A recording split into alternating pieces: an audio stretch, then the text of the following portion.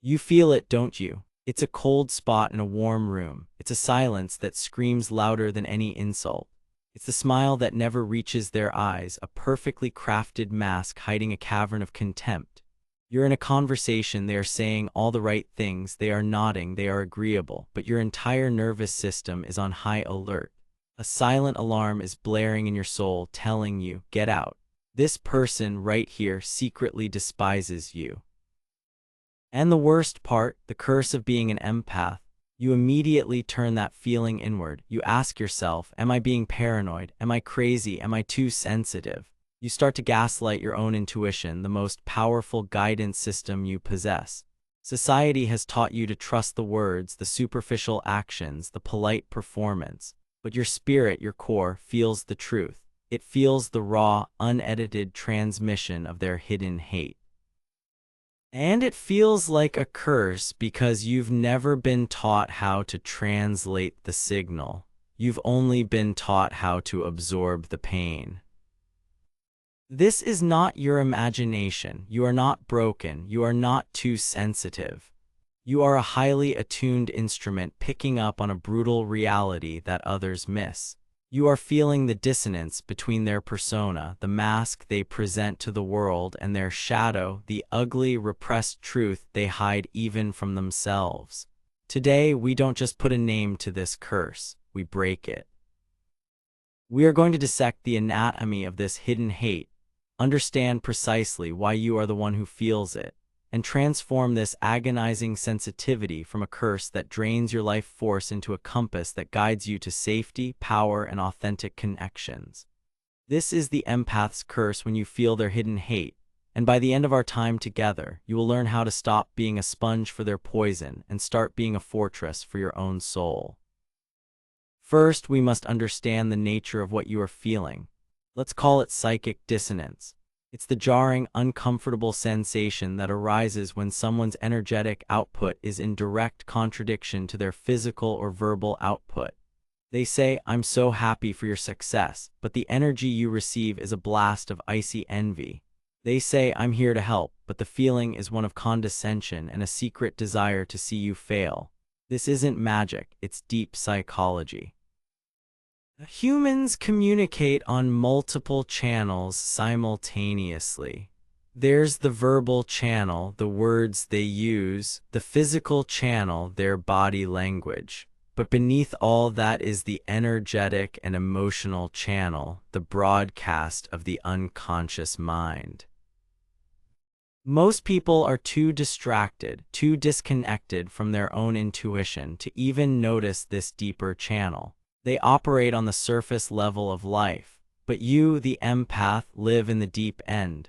Your nervous system is calibrated to pick up on the subtle frequencies, the emotional undercurrents that reveal a person's true state of being. The curse is that you feel this dissonance as a personal attack. It creates a profound sense of unease, confusion, and even self-doubt because you are experiencing a truth that has no physical evidence. You can't point to a transcript and say, see, right here is where they hated me. The evidence is a feeling, a deep cellular knowing, and in a world that worships logic and dismisses intuition, feeling becomes a liability. Imagine you are a master art authenticator.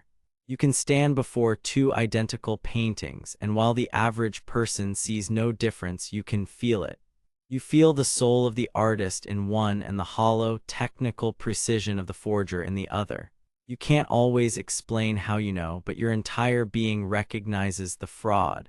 This is you in your social life. You are constantly authenticating the people around you. The curse is that you've been told your entire life that your authentication tool is faulty, that you should ignore it and just accept the forgeries as real. The pain comes from this internal war, your gut feeling versus your conditioned mind. The exhaustion comes from constantly absorbing the wrongness of the forgery, the toxic energy of the lie, and blaming yourself for noticing it. Breaking this curse begins with a radical act of self-trust. It begins with this declaration: my feelings are data, my intuition is not paranoia, it is intelligence. The cold spot you feel is real, the screaming silence is real, the hate behind the smile is real. It is not your problem to fix, and it is not your fault for feeling it.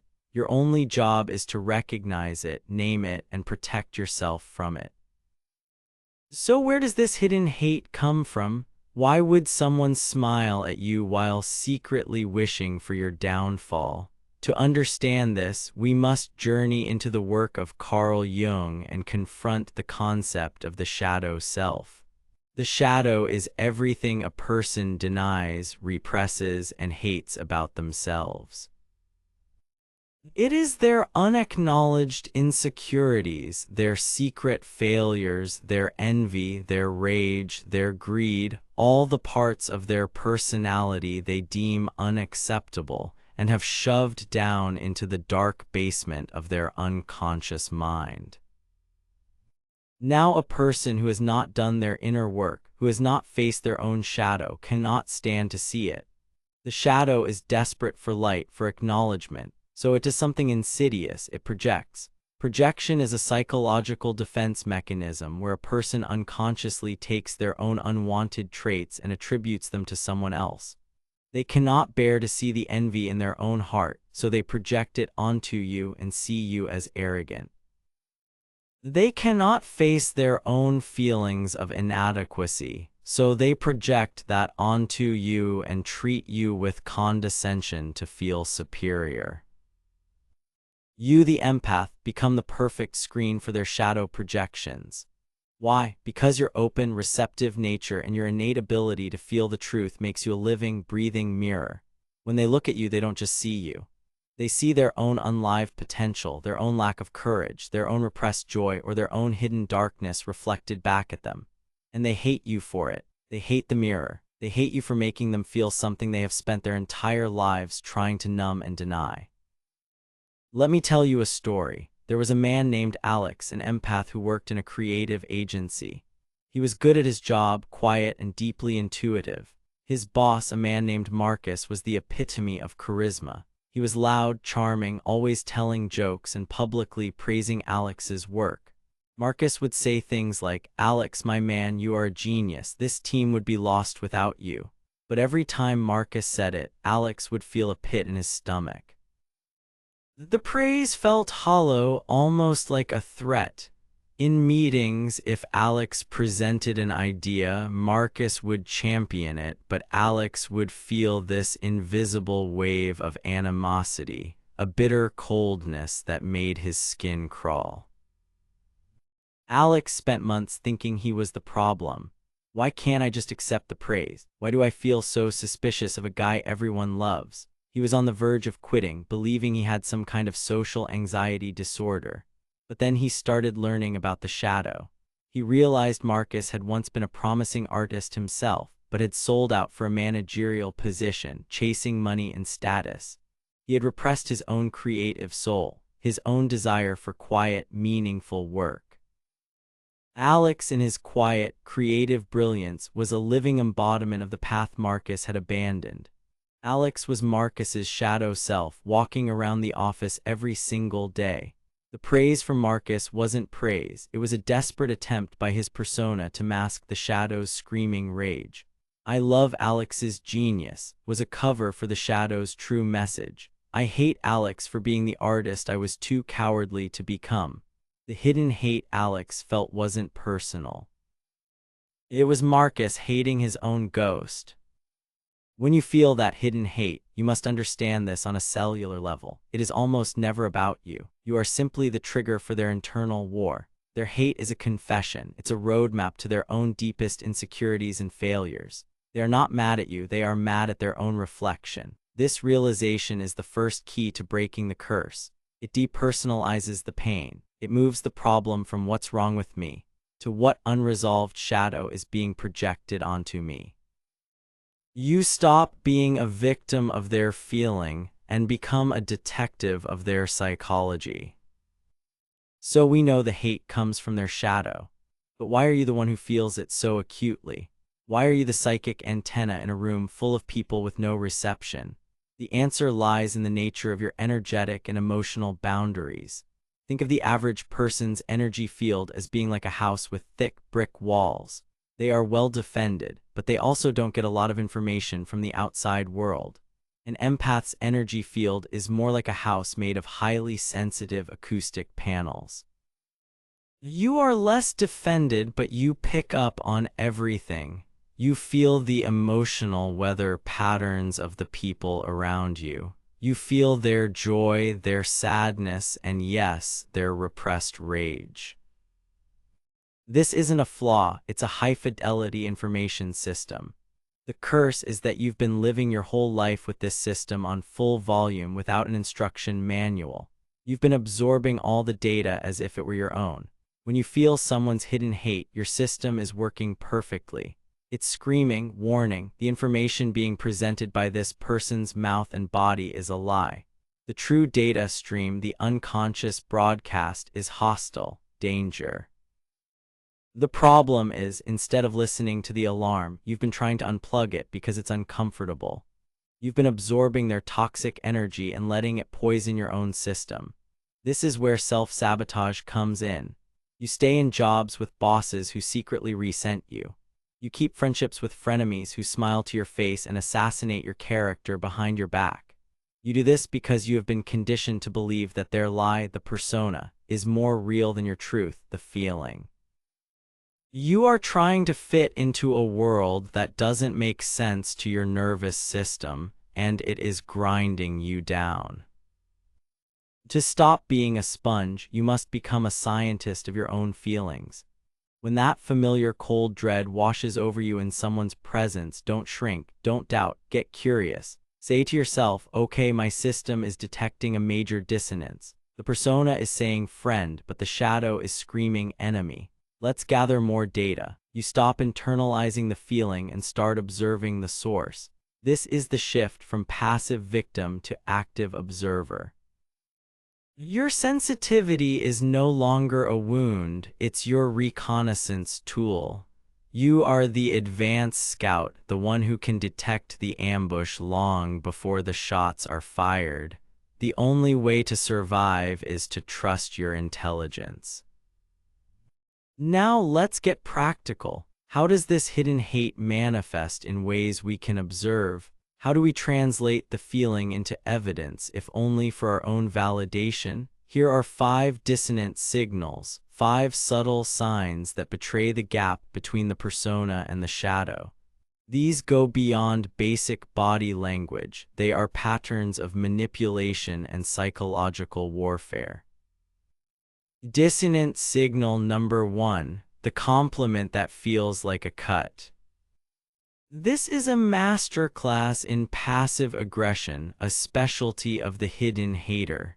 They will praise you, but in a way that subtly undermines you, highlights a flaw, or introduces an element of doubt. It's a poisoned apple, beautiful on the outside but toxic at its core. For example, after a successful presentation, they won't say, "Great job." They'll say, "Wow, I'm so surprised you pulled that off. You seemed so nervous at the beginning." The persona is offering a compliment. You pulled it off. But the shadow is delivering the cut. "I expected you to fail. You are a nervous person." They get to maintain their mask of being supportive while injecting you with a dose of their true contempt. Another variant is the backhanded compliment that compares you to a lower standard. You know, that dress is actually really flattering on you. The implication is that most things are not flattering on you. Or, "I never would have been brave enough to say that in a meeting, good for you." This frames your confidence not as a strength, but as a reckless or socially clumsy act, something they in their superior judgment would never do. When you receive one of these compliments, you feel that familiar dissonance. Your mind registers the positive words, but your body registers the sting of the insult. The empath's curse is to focus on the sting and wonder, why do I feel so bad when they said something nice? The empath's power is to recognize the tactic and say to themselves, ah, there it is. The persona offered a compliment, but the shadow delivered the poison. Data point collected. You don't have to confront them. You don't have to get angry, you just have to see it for what it is, an admission of their hidden hate. Dissonant signal number 2, the help that is actually sabotage. This is one of the most insidious and damaging signs. The hidden hater will often position themselves as your greatest ally, your mentor, your helper. They offer their assistance with a grand display of generosity, but their help consistently leads to confusion, mistakes, and failure on your part.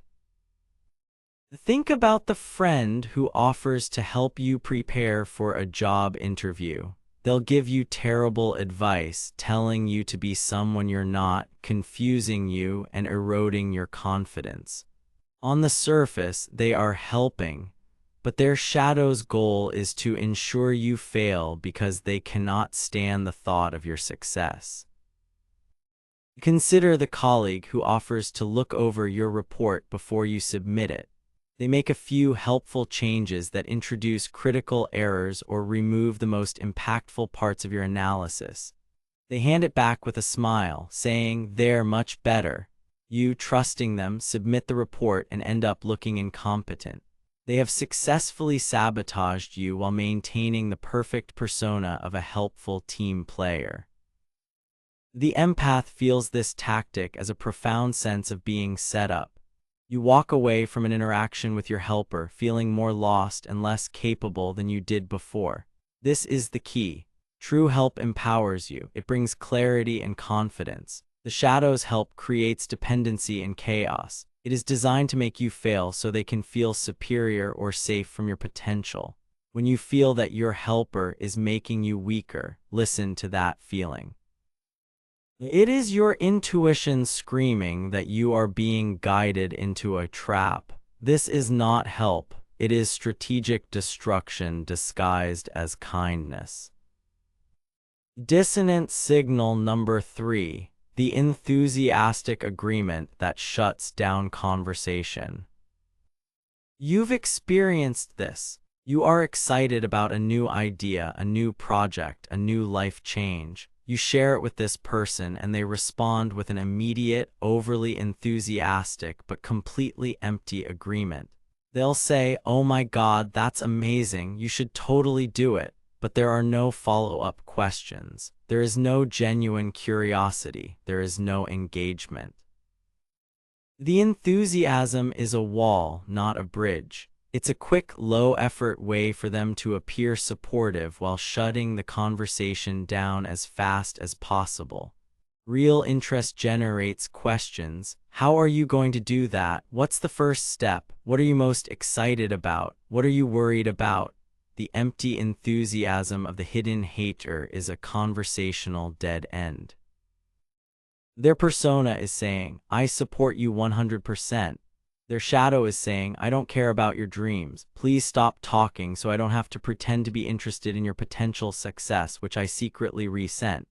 This tactic is so effective because it makes you feel churlish for wanting more. You think, well, they said they support me, what more can I ask for? But you feel the emptiness. You feel the dismissal. You feel the deep, resonant disinterest. Pay attention to the energy behind the agreement. Is it an opening or a closing? Does it invite more connection, or does it feel like a polite goodbye to the topic? The hidden hater agrees with you so they don't have to engage with you. It's the cheapest form of support offered by someone who has no intention of ever truly showing up for you. Dissonant signal number 4, the selective use of your vulnerabilities. A hidden hater is a meticulous record keeper of your weaknesses. In moments of perceived intimacy or friendship, you might share your insecurities, your past traumas, or your fears. A true friend holds that information in sacred trust. A hidden hater files it away in a folder labeled ammunition. They will never use it in a direct, obvious attack. That would expose their true nature. Instead, they will bring it up at the most strategic, painful moments, disguised as a joke, a concerned comment, or a seemingly innocent anecdote. Let's say you once confided in them about your deep-seated fear of public speaking. Weeks later, in a group setting right before you're about to give a toast, they'll lean in with a grin and say, "Don't choke up there, remember what you told me." They say it with a laugh, so if you get upset, you look like the one who can't take a joke. But the intent is pure malice. It's a precision strike designed to activate your deepest fear at the moment of your greatest vulnerability. Or perhaps you told them about a painful breakup. Later, when you're happy in a new relationship, they might jokingly say in front of your new partner, "Well, let's hope this one lasts longer than the last one, eh?" It's a stab in the back delivered with a smile. They are using your own history, your own pain, as a weapon to destabilize your present happiness. When this happens, you feel a sickening lurch of betrayal. It's a violation. Your intuition screams that this was not a joke, it was a targeted assault. Trust that feeling.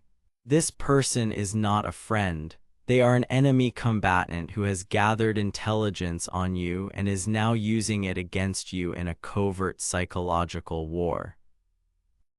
Dissonant signal number 5, the uncanny valley smile.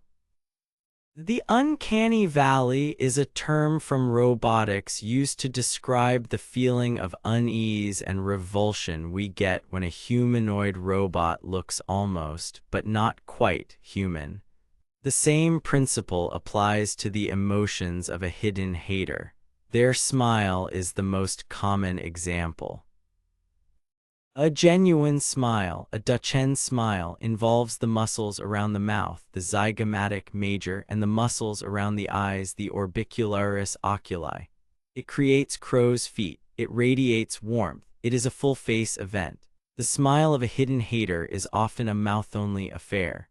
The lips are pulled back, but the eyes remain cold, flat, and dead. It's a mask, a social convention utterly devoid of genuine emotion. When you look at them, you feel this uncanny valley effect. Your brain sees the shape of a smile, but your intuition feels the complete absence of the joy or warmth that is supposed to accompany it. It feels fake. It feels creepy. It sets your entire nervous system on edge because you are witnessing a deep fracture between the person's action and their inner state. It's like looking at a beautifully painted house that you know is completely empty inside. Don't dismiss this feeling. Don't tell yourself you're judging them. Your subconscious mind is an expert at reading micro-expressions and authentic emotion. When it tells you a smile is fake, it's not making a moral judgment, it's making a factual observation. The uncanny valley smile is one of the clearest signs that you are in the presence of someone whose persona is working overtime to conceal a shadow filled with contempt. It is the face of the lie. So you've identified the source of the hate in their shadow. You've recognized the dissonant signals. You've validated your own feelings. Now comes the most important part, the transformation. How do you turn this empath's curse into your greatest power? How do you go from being a psychic sponge to a sovereign being? This is the alchemical work of turning the lead of pain into the gold of wisdom. This process has two fronts, the external and the internal. The external work involves boundaries. The internal work involves integrating your own shadow. Let's start with the external, building your fortress. Your sensitivity is not the problem, your lack of boundaries is. You have been living with the front door of your soul wide open, letting anyone and everyone track their muddy, toxic energy all over your inner world. It's time to become the bouncer of your own life. Step 1. Trust the data and disengage. When your empathic system detects hidden hate, When you feel that coldness, that dissonance, that gut-level warning, your new first reaction is not self-doubt. It is acceptance. You say to yourself, my system has detected a threat. The data is clear. You don't need to confront them. You don't need to expose them. You don't need to win a battle with them. That is a waste of your precious energy. Their war is with themselves. Your only job is to get off their battlefield. Disengagement is your power. This doesn't have to be dramatic. It can be subtle. It means you stop offering your vulnerability. You stop sharing your dreams. You become polite but distant. You give short, factual answers. You become, in essence, gray rock. A gray rock is uninteresting. You can't get a reaction out of it. You can't manipulate it. By becoming emotionally uninteresting to them, you remove yourself as a screen for their projections. Their shadow needs a reactive target, and you are no longer providing one. You shorten conversations, you get busy when they want to meet, you slowly and quietly fade from their life. You are not running away in fear, you are strategically withdrawing your energy from a toxic source. Step 2. The energy audit. At the end of each day, take 5 minutes to review your social interactions. Ask yourself, who did I feel energized by today, and who left me feeling drained, anxious, or diminished? Be brutally honest. It doesn't matter if the person who drained you is a family member, a lifelong friend, or a beloved colleague. The data is the data. Your energy doesn't lie. Make a list. Over a week or two, you will see a clear pattern emerge. The people on the draining list are your energy vampires, your hidden haters, the sources of dissonance. Your job is not to change them, but to minimize your exposure to them, firewall your interactions with them, and invest more of your time and energy with the people on the energizing list. This is not selfish. It is essential self-preservation. You cannot pour from an empty cup, especially when others are deliberately poking holes in it. Now for the deeper, more transformative work, the internal front. This is where we confront a difficult truth. The reason you are so exquisitely sensitive to the shadows of others is often because you have not fully faced your own. Carl Jung said, "One does not become enlightened by imagining figures of light, but by making the darkness conscious." Your sensitivity becomes a curse when you are unconsciously projecting as well. Perhaps you have disowned your own ambition, so you are hypersensitive to the competitive envy in others. Perhaps you have repressed your own anger, so you become a magnet for the passive aggression of others who have also repressed theirs. The shadows of others stick to you because you have corresponding unhealed, unacknowledged parts within yourself. Step 3. Your own shadow work. This is the ultimate path to freedom. It means looking in your own mirror and asking the hard questions.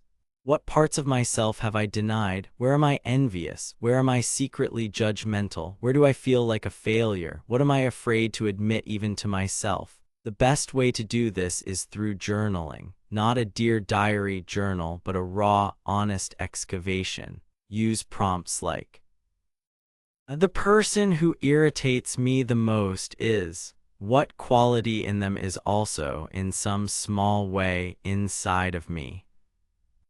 If I could do anything without fear of failure or judgment, I would. The emotion I am most afraid to feel is. By bringing your own shadow into the light of your own consciousness, something magical happens.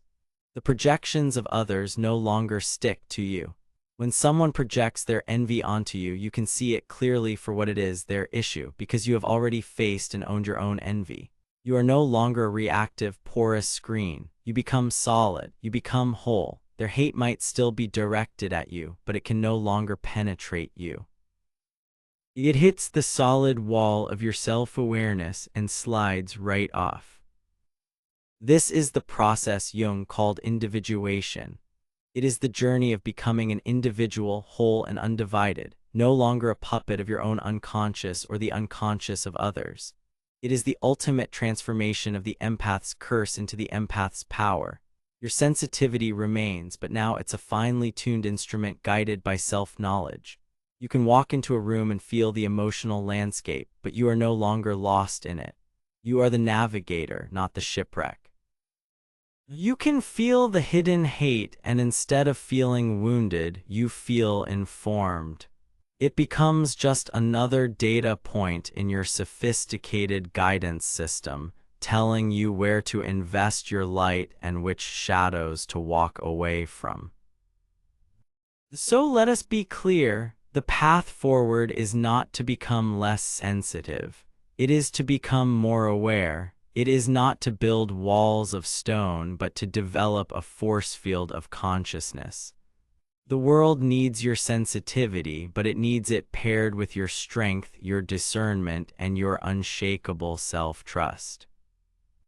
Stop gaslighting your soul. The feelings are real. The hate is real, but it is not about you. It is a confession of their own inner poverty, a testament to their own unfaced demons. You were never cursed, you were equipped. You were given a high-resolution detector for toxicity, lies, and danger. For too long, you have been pointing this powerful detector at yourself, searching for your own flaws. Today, that ends. Turn the detector outward. Trust its readings. Use its data not to wound yourself, but to navigate the world with wisdom and grace. Protect your energy as the sacred, life-giving resource it is. Disengage from the drains, invest in the fountains. Do the brave work of meeting your own shadow so that the shadows of others have no power over you.